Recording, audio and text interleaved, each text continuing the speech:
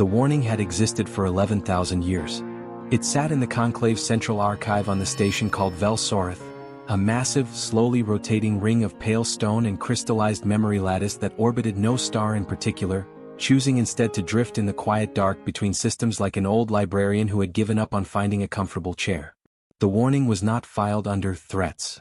It was not filed under dangers, or hostile civilizations, or even curious anomalies.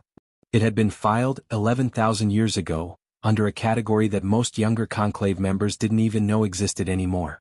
It was filed under inevitable. The archivist who had created that category was named Suveth Karn. She had been a Delvari, one of the tall, slow-breathing species whose bodies were mostly hollow, filled with a network of resonating chambers that hummed faintly when they spoke, like a cathedral making conversation. The Delvari did not experience time the way most species did. They did not feel urgency. They did not feel panic. What they felt instead was a deep, patient certainty, a sense that all things were already written, already done, already finished, and that living was simply the process of watching it all unfold at the agreed-upon speed. Suveth Karn had watched the humans for 47 years before filing her warning. She had watched them through long-range spectral readers, through intercepted signal fragments, through the thin mathematical signatures that every civilization left in the cosmic background radiation, like fingerprints pressed into warm wax before the universe cooled. She had watched them fight each other with extraordinary creativity. She had watched them invent things, discard them, and reinvent them differently. She had watched them build systems and then spend enormous energy tearing those systems down, not because the systems failed but because they had grown bored with them. That last part was what made her file the warning under inevitable. Most dangerous civilizations were dangerous because they were hungry. They expanded because their worlds ran dry, their populations swelled past control, or their leaders needed conquest to justify their own existence. That kind of danger was controllable. The Conclave had protocols. You could reason with hunger. You could negotiate as needed. You could redirect appetite toward less destructive pastures. But humans, as best as Suveth Karn could observe from 11 light-years away across 47 years of careful watching, were not hungry. They were restless. And there was no protocol for restlessness. She filed the warning. She included 340 pages of supporting observation, 3 statistical models, and one final paragraph that she wrote not as an archivist but as something closer to a philosopher standing at the edge of a cliff looking down. They will come. Not because they need to. Not because we have something they require. They will come because they have already done everything else within reach, and we are next on the list of things they have not yet done. When they arrive, they will not conquer us. Conquest is too simple for what they are. They will do something stranger and harder to recover from. I do not have a word for it. I am not certain one exists. The warning was logged. It was stamped. It was archived. And for 11,000 years nobody read it. The current archivist of Vel-Soreth was a Delvari named Tethasalun, and she had discovered Suveth Karn's warning entirely by accident. She had been reorganizing the inevitable category, which had grown to include 48 entries over the millennia, most of them about stellar events and gravitational drift patterns, when the human entry surfaced. She had read it in one sitting, which for a Delvari meant approximately 6 of what humans called hours, her resonance chambers humming softly in what an outside observer might have mistaken for contentment but was actually a very specific frequency her species produced when experiencing what could only be translated as dread that arrives slowly and stays forever. That had been 3 years ago. Since then, the humans had made first official contact with the Conclave. Since then, they had been given observer status. Since then, they had attended 11 Conclave sessions, asked questions during all 11, been politely asked to stop asking so many questions during 7, and had somehow, in the span of 36 months, become the most talked-about civilization in the known galaxy without technically doing anything that violated a single Conclave rule. Tethasalun kept Suveth Karn's warning on her desk now. Not in the archive. On her desk. On a physical reading plate, the old crystallized lattice kind that you had to hold at a slight angle to catch the light properly. She read the last paragraph every morning. I do not have a word for it. I am not certain one exists. She was beginning to think Suveth Karn had been too optimistic. The human delegation's current representative was a woman named Claire Vasquez. She was 43 years old.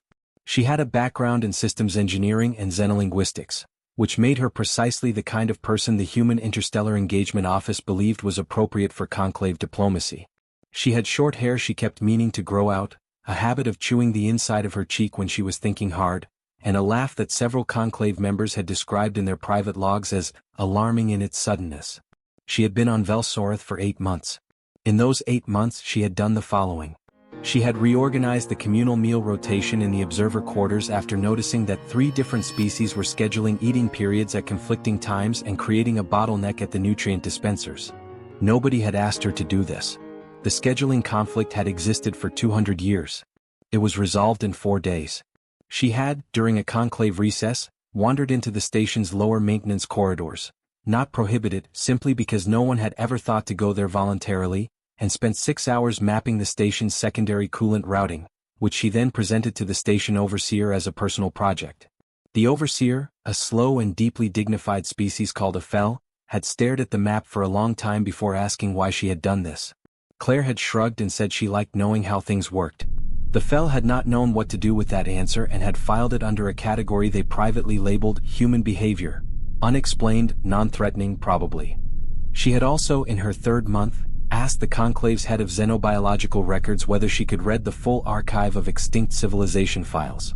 When asked why, she had said, "I want to know what mistakes look like from the outside." The head of records, a creature called a suran who communicated through patterns of light pulsing beneath their translucent skin, had flickered in a sequence that translated roughly as deep, involuntary discomfort before granting the request. Claire had read 2,200 files. She had taken notes. She had asked 17 follow-up questions. She had then gone very quiet for approximately 2 weeks, which her colleague delegate Huang Bo had recognized as the particular silence of someone who had learned something they were still figuring out how to carry. It was during that quiet period that the crisis began. Not a war. Not an invasion. Not the kind of crisis the conclave had protocols for. The crisis was this: the Vel Nurith were dying.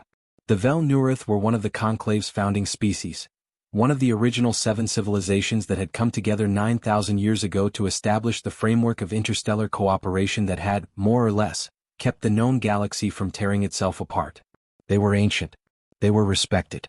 They communicated through a combination of subsonic vibration and precise geometric body positioning that had taken other species centuries to fully decode. They were also, quietly, desperately, and with great dignity, going extinct. Not from violence. Not from disease. From something that had no easy name. Their birth rate had been declining for 800 years. Not catastrophically, just steadily, like water dropping 1 degree at a time. Their population, once in the billions, was now measured in the low millions. Their home system had 3 worlds and 2 of them were nearly empty. Their young, what few were born, showed less and less of the deep cultural memory that Vel Nurith society depended upon. The connection between generations was thinning. Their elders could feel it happening and could not explain it and could not stop it, and that inability was, for a species defined by its depth of continuity, a wound that had no bandage. The conclave had been trying to help for 300 years. They had offered genetic stabilization programs. Vel Nurith had declined, not from pride, but from a genuine philosophical position that intervention in biological continuity was a form of lying to the future. They had offered cultural preservation frameworks. The Vel Nurith had accepted these with grace and used them carefully and still declined in ways that made the frameworks feel like photographs of something that was already gone. They had offered habitation support, resource allocation, population distribution modeling. The Vel Nurith had engaged with all of it thoughtfully and thanked the conclave deeply and continued, slowly and quietly, to disappear. The conclave did not know what else to do. And then Claire Vasquez came out of her 2 weeks of silence, knocked on the door of Tethasalun's archive and said, "I've been reading the extinction files. I think I know what's happening to the Vel Nurith. I'm probably wrong. But I'd like to talk to them." Tethasalun studied Claire for a long moment. This was not unusual. Delvari studied everything for long moments. Their eyes, 4 of them set in a slow arc across the upper portion of their hollow faces, did not move quickly. They tracked things the way a tide tracks, which is to say, gradually, completely, and with a sense that eventually everything would be covered. "You have read 2,200 extinction files," Tethasalun said. Her voice resonated through the room at a low frequency that Claire's ears processed as speech but her sternum processed as something more like weather. "In how many standard days?" 14, Claire said. "That is," Tethasalun paused. "That is not a medically advisable pace." "I know. My sleep was bad." Claire sat down in the chair she had taken to using across from Tethasalun's desk. Nobody had given her the chair, but nobody had removed it either, and Claire operated in that particular zone of permission that was defined by the absence of prohibition. But I kept noticing something. Across a lot of the files. Not all of them. Maybe a third. What did you notice? A pattern in how civilizations describe the last few centuries before they go quiet. Claire pulled a small notation device from her jacket pocket. She had filled it, Tethasalun knew, with thousands of compressed notes. It's not starvation. It's not war. It's not even disease most of the time. It's something the files keep describing in different ways but that keeps meaning the same thing. Which is, the future stops feeling real to them. Tethasalun's resonance chambers produced a single low tone. Explain. Okay. Claire leaned forward, elbows on knees, the posture of someone who has been rehearsing this explanation in the shower. When a civilization reaches a certain age, and it seems to happen at different ages for different species, but it happens, they accumulate so much history that the history starts to outweigh the future in how they think. Not philosophically, neurologically, culturally. However it works for that species. The past becomes more present than the present. Every decision gets filtered through what came before. Every new thing gets evaluated against everything that already happened. This seems like wisdom. It is wisdom. It's genuine wisdom. I'm not saying it's wrong. Claire paused. But there's a cost. When the past outweighs the future in your cognitive architecture, when your entire cultural nervous system is oriented backward, why have children stops being an obvious answer? Because children are futures. Children are continuation. Children are the argument that tomorrow matters as much as yesterday. And if you can't feel that anymore, if tomorrow feels theoretical and yesterday feels real, then the impulse fades. Not from sadness. Not from despair. Just from a kind of gravitational pull. The past has more mass. You fall toward it. The room was quiet for a moment. Outside the archive's single narrow viewport, the dark between stars sat exactly as it always sat, patient, absolute, indifferent to small conversations in small rooms about large endings. The Vel Nurith, Tethasalun said slowly, are one of the oldest spacefaring civilizations in known record. Yes.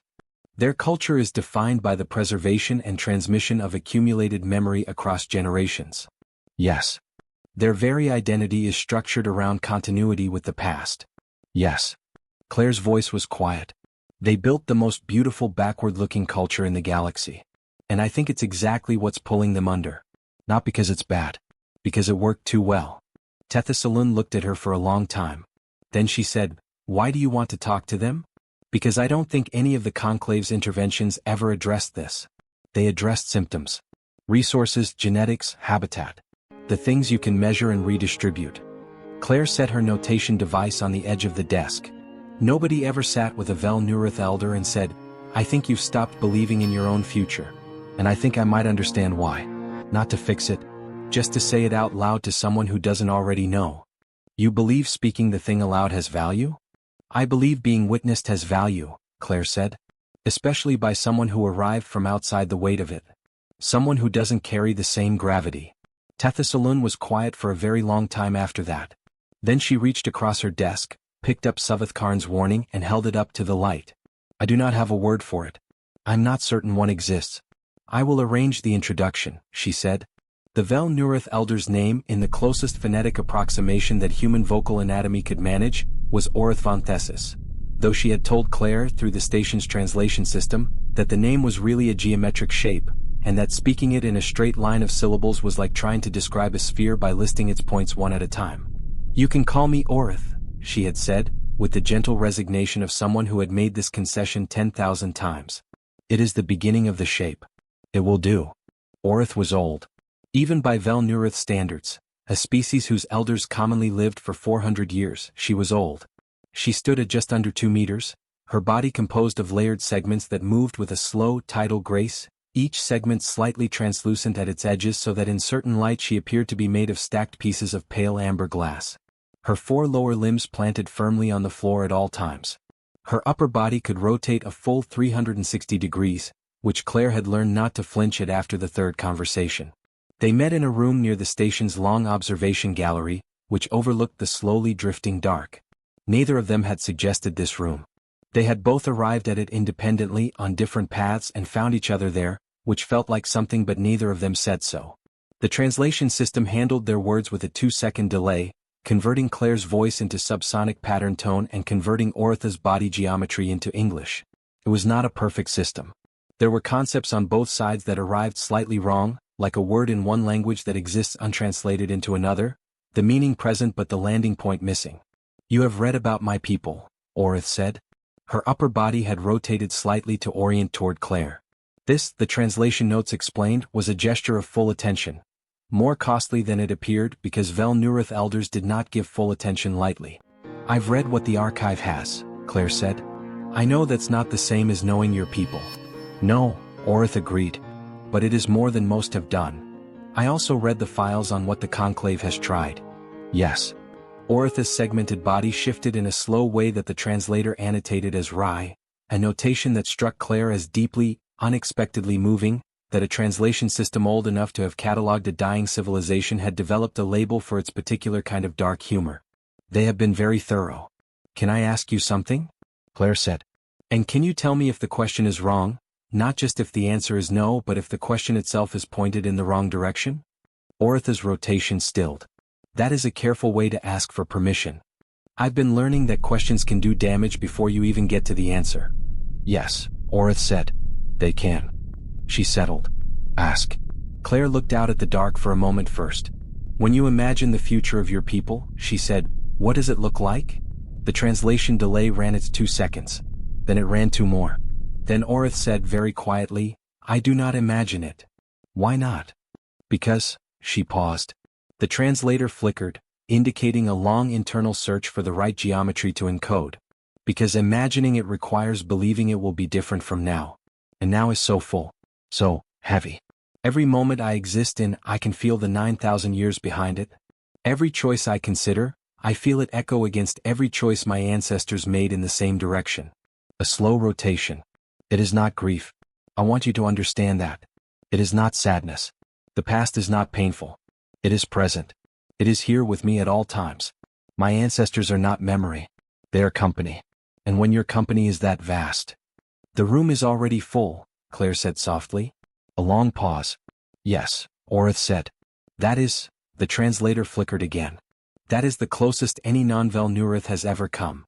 They sat with that for a while. Outside, the dark between stars did what it always did. Nothing, completely and with perfect consistency. Then Claire said, "I want to tell you something about my species. Not to compare. Not to suggest it means anything for yours. Just because I think you've been carrying something alone for a very long time and I'd like to sit on the other side of it." "Speak," Orith said. "Humans forget things constantly," Claire said. "Not just facts. We forget feelings. We forget what it was like to be a previous version of ourselves. We lose our own past regularly and completely. It used to embarrass us, this leakiness, this inability to hold what we'd been. We built systems to compensate. Writing, recording, archiving. We spent thousands of years trying to become more like you. Trying to keep everything. And we never quite managed it. The leakiness stayed. And we, most of us most of the time, stopped seeing it as a failure." She paused. "Because the forgetting is also the thing that lets us believe in tomorrow. If I carried every version of myself at full weight all the time, the way you carry your ancestors, I don't think I could move. I don't think I could imagine anything new. The lightness isn't just loss. It's also propulsion." Orith was still for a very long time. "You are saying," she said at last, "that your species' great failure is what allows your great restlessness." "I'm saying maybe they're the same thing," Claire said. "And maybe neither of ours is wrong. Just pulling in different directions. Yours toward depth. Ours toward distance." Another long silence. Then Orith said something that the translation system rendered as a single word, but flagged with an annotation that said, "Vel Nurith, no direct equivalent, nearest meaning, the specific feeling of being understood by someone who cannot fully understand you, and finding that this is enough." Claire read the annotation. She did not say anything. She did not need to. Word traveled on Vel Sorith the way rumors travel in quiet places, not quickly but thoroughly. Within a week of Claire's first conversation with Orith, there were 7 separate internal memos circulating among Conclave members about what had happened in the observation gallery.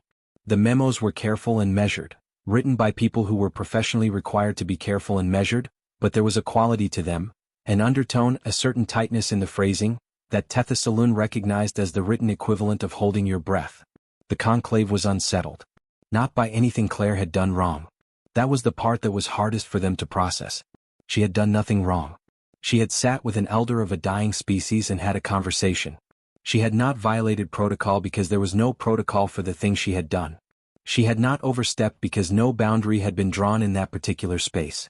She had found, as Claire Vasquez consistently found, a gap in the existing structure and had simply walked through it. The conclave convened an informal session.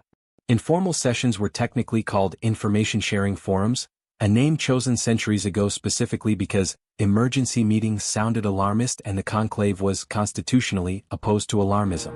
17 senior delegates attended. Delegate Musath of the Fel opened the session by standing very still for 45 seconds, which was their species' way of indicating that what was about to be said was being said with great care. The human delegate has been speaking with Elder Orith von Thessus, Musath said. She has been speaking with her about the nature of Vel Nuruth cultural decline. She has offered not solutions, not interventions, what the translator logs describe as perspective from outside the gravity. Delegate Ein-2 of the Sioux Ran pulsed a rapid-fire sequence beneath their skin that translated as, "This is unprecedented." "It is also unscheduled," said Delegate Vorth of the Chathi, a species of slight, bird-like creatures who communicated largely through the precise angle of their wing feathers and who were, culturally, extremely committed to things happening at scheduled times and in scheduled ways. Vortha's wings were held at approximately 40 degrees from horizontal, which indicated formal concern. The human was not given a mandate to engage with the Vel Nuruth on this matter. She was not prohibited, Tethasalun said. She had come to the session uninvited, which was technically permitted but rarely done. Several delegates looked at her with the various physiological equivalents of raised eyebrows. "I want to point that out clearly." She found a space where nothing was written and she acted in it. "This is not a violation. It is She paused. "A characteristic," said Delegate Musath quietly. "Yes," Tethasalun said. "A characteristic." "The question," said Delegate Ein-2, shifting to a slower pulse pattern, "is not whether she violated protocol. The question is what she is doing. What the shape of it is. We have observed her for 8 months and we have accumulated many data points, but they do not, a long light pattern pause. They do not resolve into a familiar silhouette." "She reorganized our meal schedule," said one of the junior delegates. "Yes," said Ein-2. "She mapped the coolant corridors." "Yes." "She read 2,200 extinction files." "Yes." "And now she is sitting with a dying elder and telling her about human forgetting." "Yes." The room was quiet for a moment. "Is she," said Delegate Vorth, wings adjusting, "trying to fix them?" Tethasalun thought about this carefully. "No," she said finally.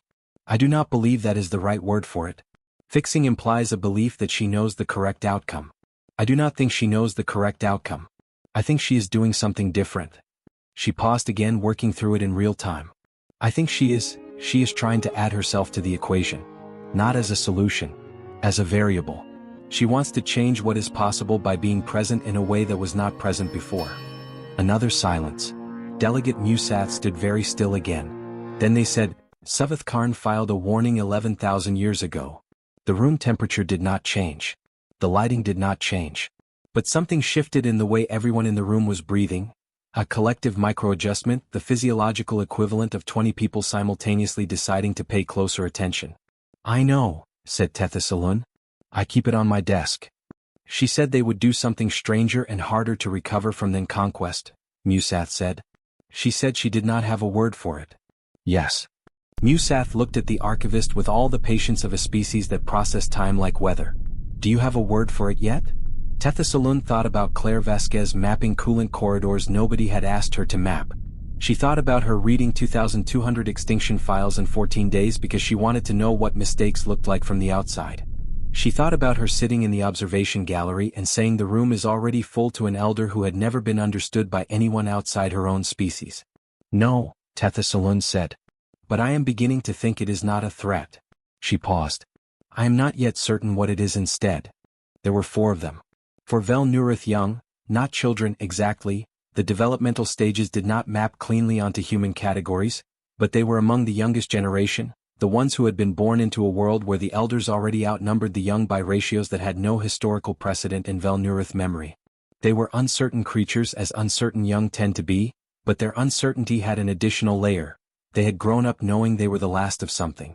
Not told explicitly, the elders were too careful, too loving for that, but knowing nonetheless, the way you know things that are in the air and the water and the specific quality of silence that falls when adults stop mid-conversation as you enter the room. Their names in straight-line phonetics: Essel, Vaun, Theris, and the youngest, who had not yet settled on a name shape and went by a placeholder sound that the translators rendered as Cathis for convenience. Orith gathered them in her quarters 3 days after her first conversation with Claire. Her quarters on Vel Sorith were spare by most species standards. The Vel Nurith traveled with very little because their richness was internal. One curved bench. A shallow bowl of something that functioned approximately like ambient scent. And on every surface, arranged with the precision of long habit, small crystalline objects that were not decorative. They were anchors, physical objects linked to memories the way a string links a kite to a hand. Every elder carried them. The young rarely needed them yet. The memories weren't heavy enough. Orith sat before her 4 and rotated slowly to face each of them in turn, which they understood as the full attention gesture and straightened accordingly. "I want to tell you about a human," she said. Essel, the oldest of the 4, moved in a way that indicated polite skepticism. She had been briefed on the human observer. Most of the young had been. "She is strange," Orith said preemptively. "That is not in dispute." A slow rotation. "But strange in a way I want you to think about." She told them what Claire had said. About the forgetting. About the leakiness. About propulsion and depth and pulling in different directions.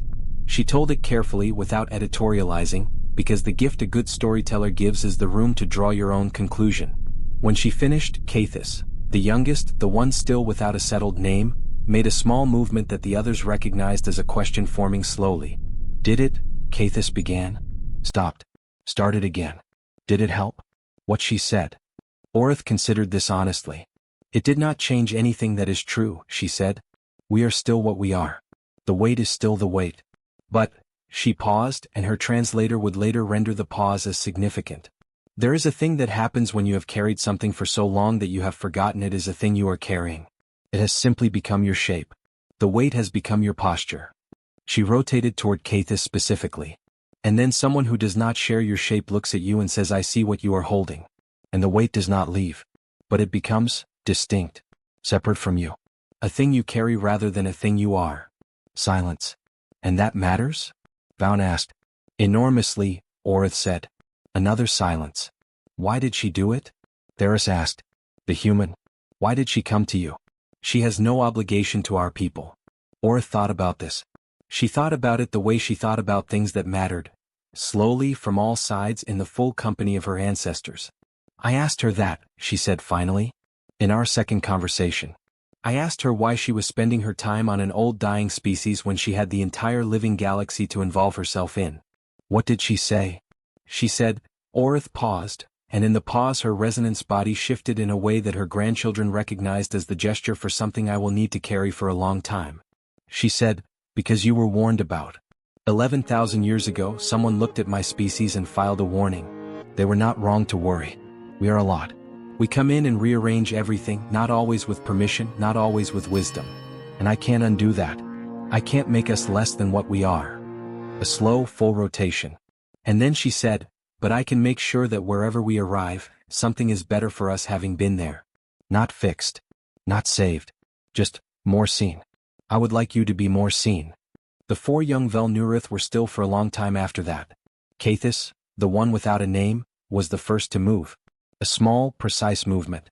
A fold of the upper segments that the older ones didn't recognize immediately, because it was not drawn from any traditional Vel Nurith vocabulary of gesture. It was something new. "What was that?" Essel asked. Cathis held the shape for a moment, testing it. "I don't know yet," Cathis said. "I'm making it up." 3 months passed. Claire continued her work as an observer delegate, the official duties that involved attending conclave sessions, filing reports, answering correspondence from the Interstellar Engagement Office, and generally representing humanity in the slow, careful, protocol-heavy way that interstellar diplomacy required. She was good at the official duties. She was also transparently much more interested in everything else. She had, in those 3 months, done the following additional unrequested things.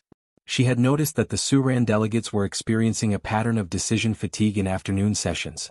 Their light pulse communication became slower and less precise after the 3rd hour, and had submitted an informal suggestion that major votes be scheduled before the midpoint of the standard session.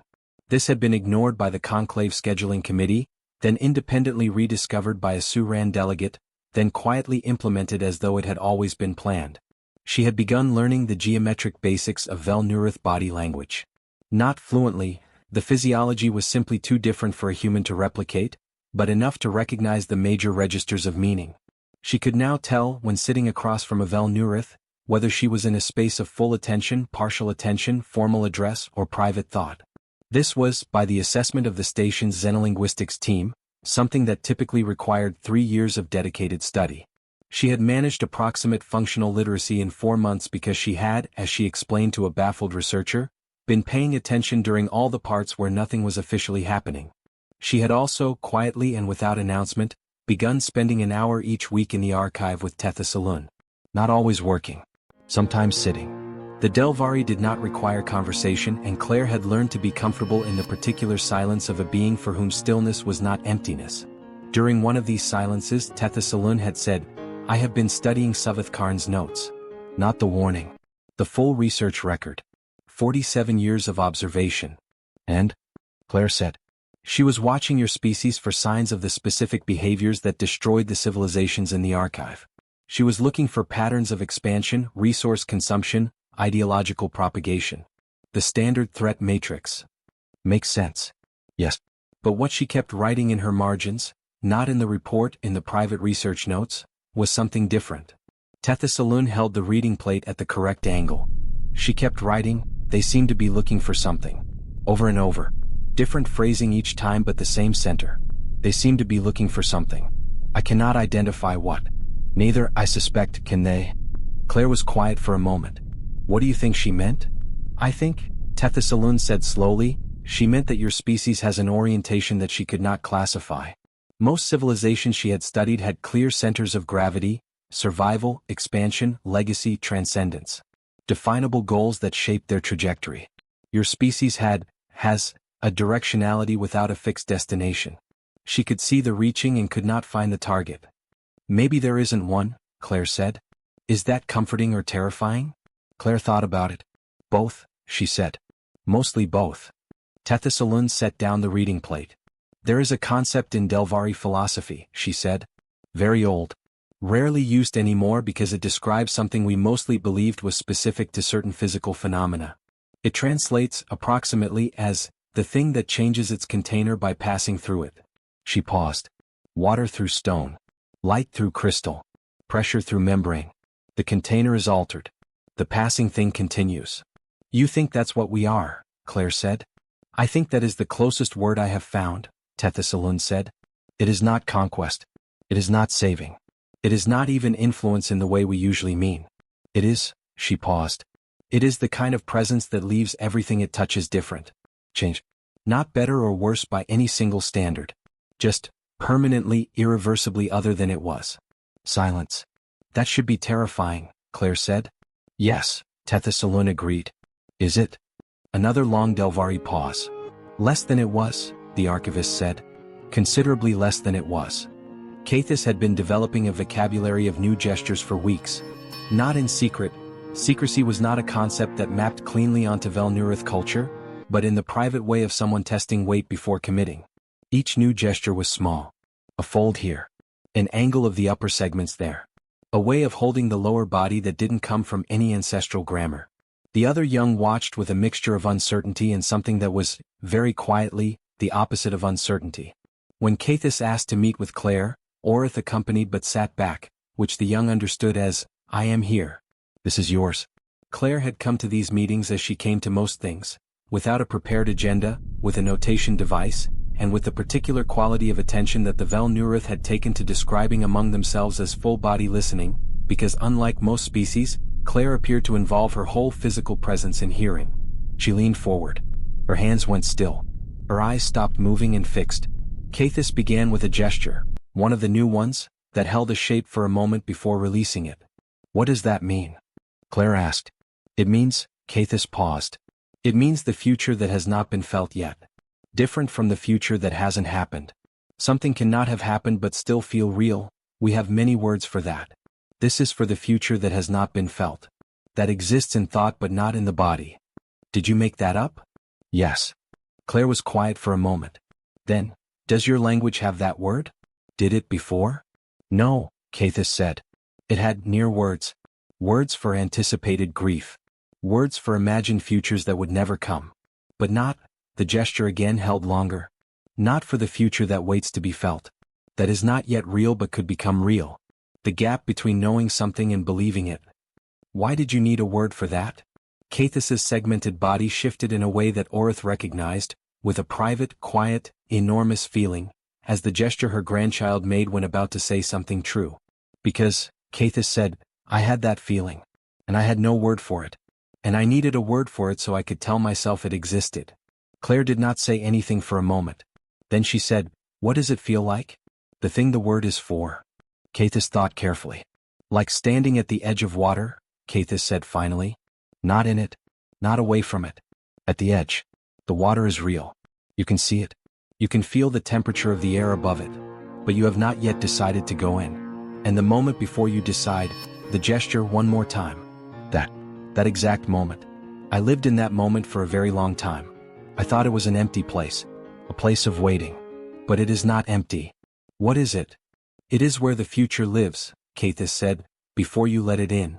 In her report to the Interstellar Engagement Office that night, Claire wrote many things about conclave proceedings and observer protocols and the administrative details that the office needed and expected. At the very end, after the official content, she wrote one personal note that she marked as non-essential, the way she marked all the things that were most essential. One of the Vel Nurith Young invented a new word today. For something their language didn't have before. I don't know what that means yet, statistically or culturally or scientifically. But I know what it means in the room.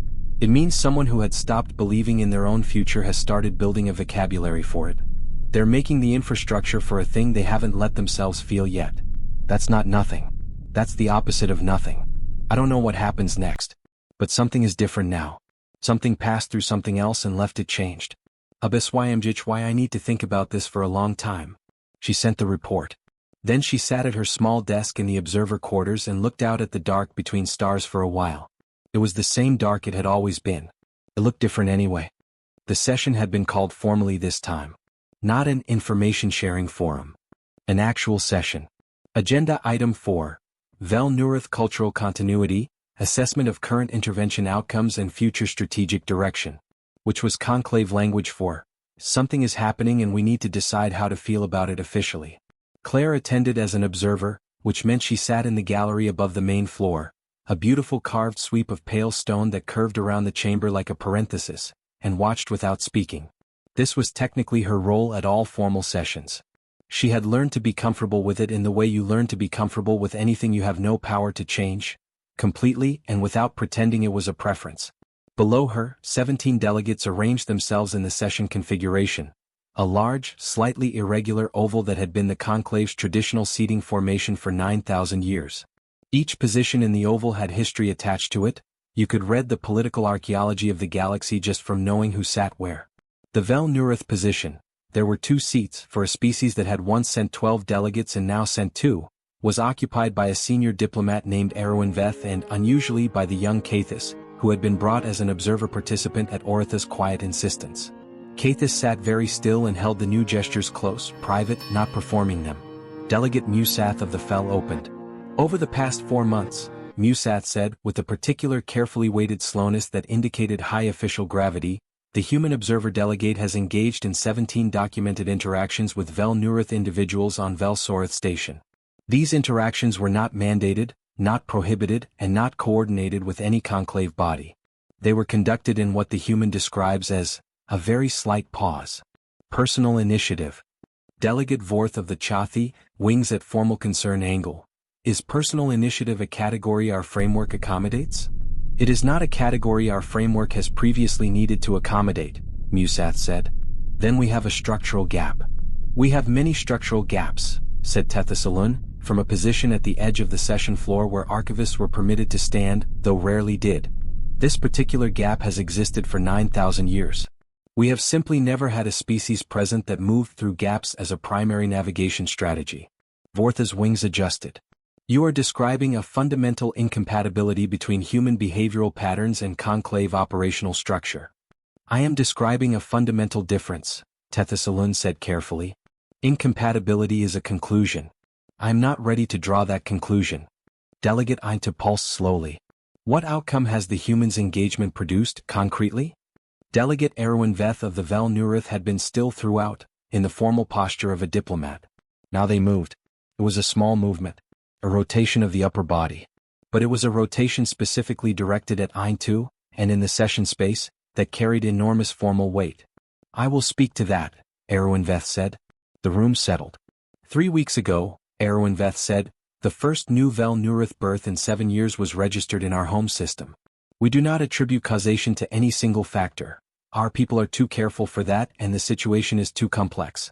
But the family of the newborn sent a communication to Vel Soreth, to Elder Orith von Thessis, pause, and to the human delegate.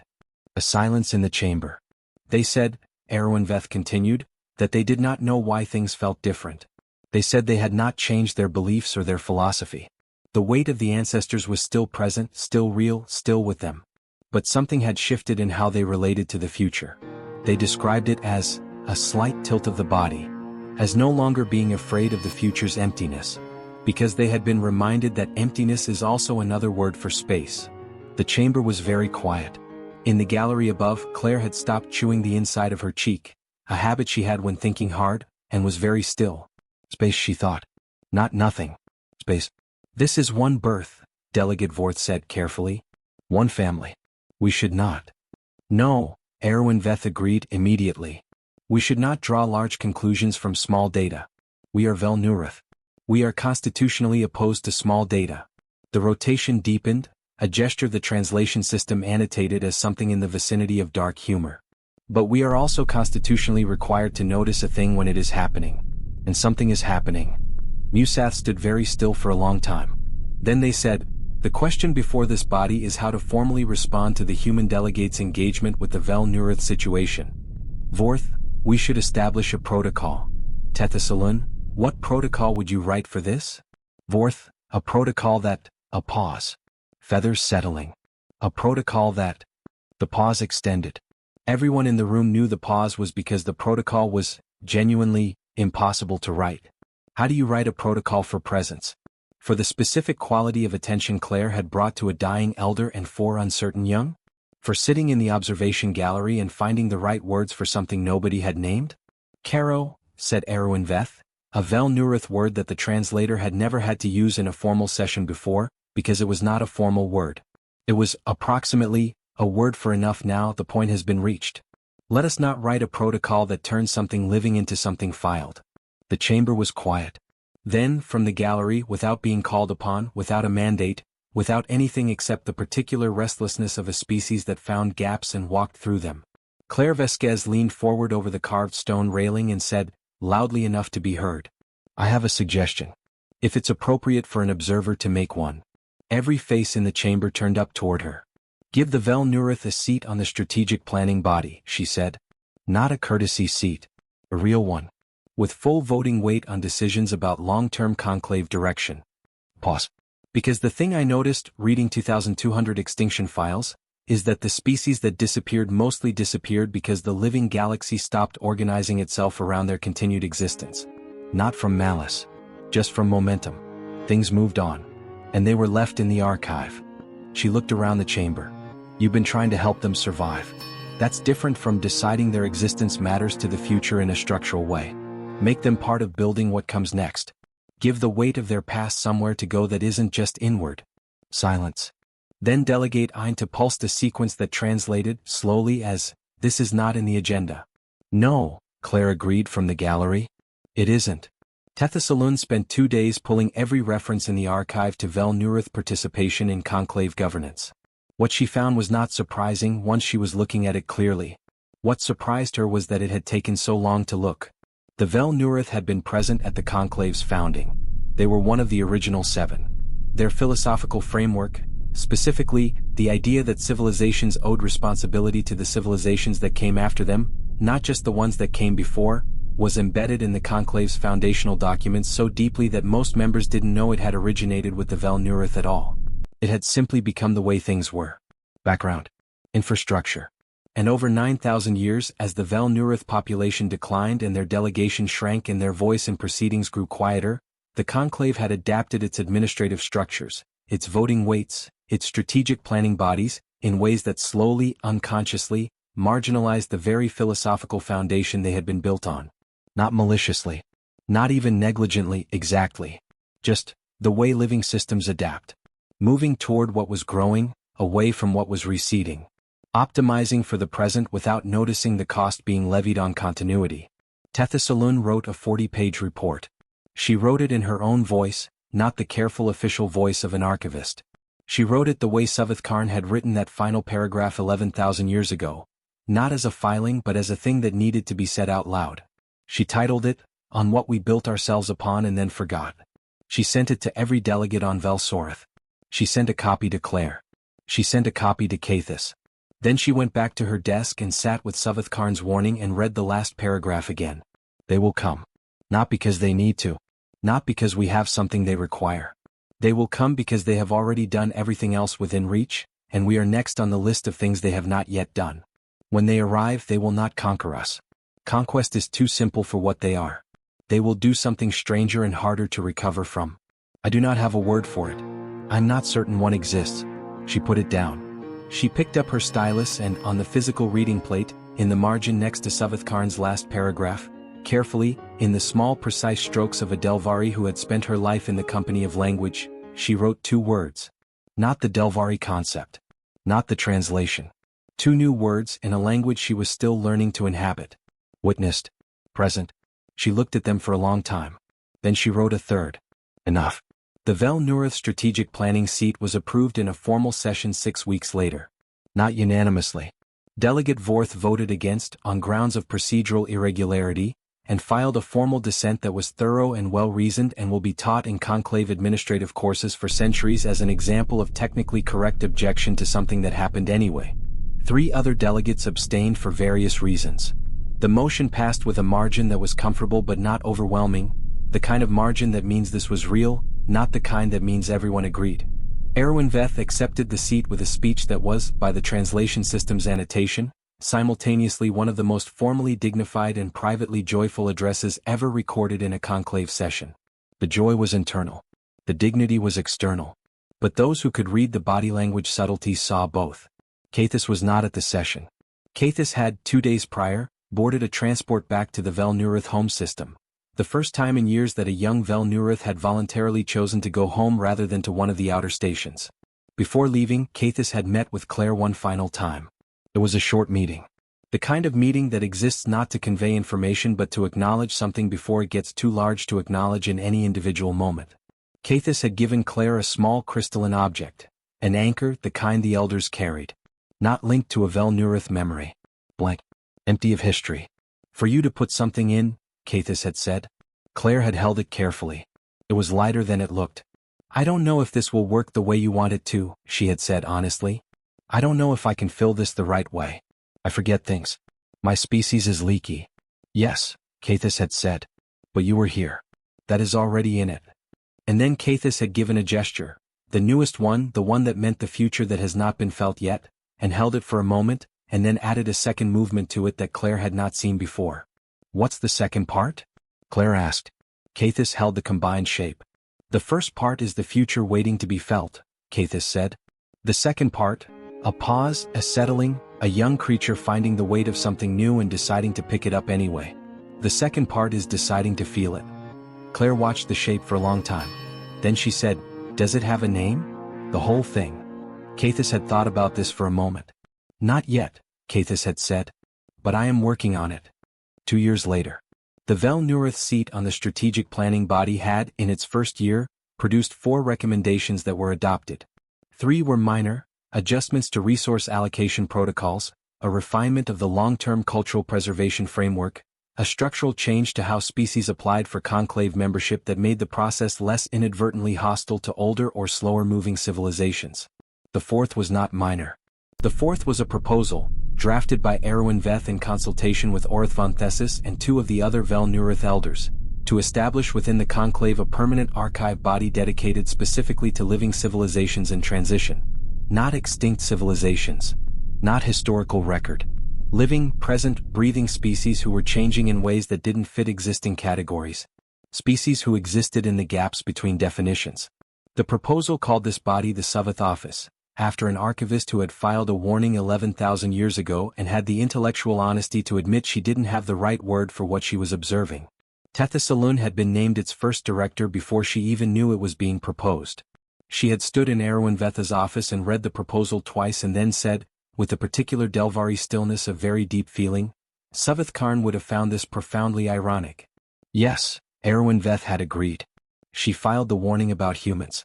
And we are naming the office for observing things that don't fit categories after her.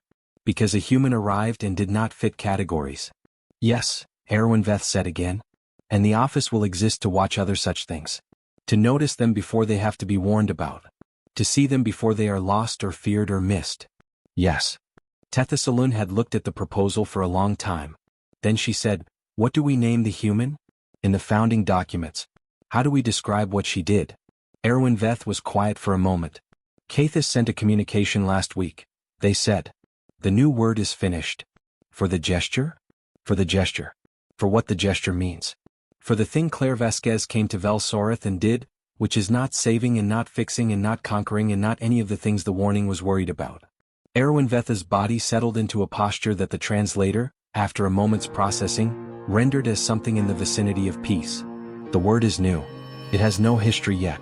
Cathis says that is appropriate, that the best words for new things should arrive without the weight of previous uses.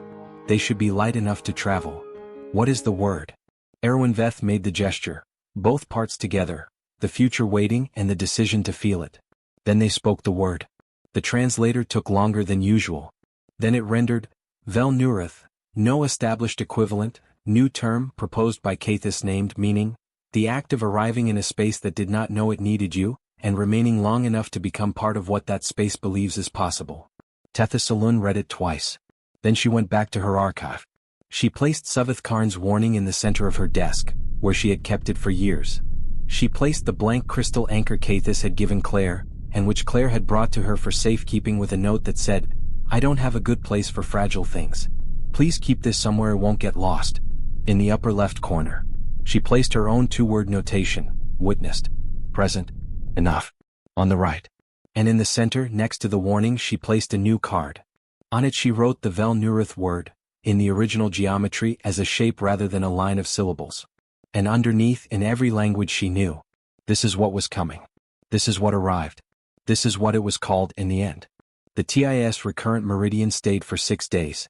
Not because the structural repair required it, that was completed at hour 11, Daniar's 6-hour careful rather than adequate job, leaving the Thylacine drifter structurally correct rather than structurally adequate as promised.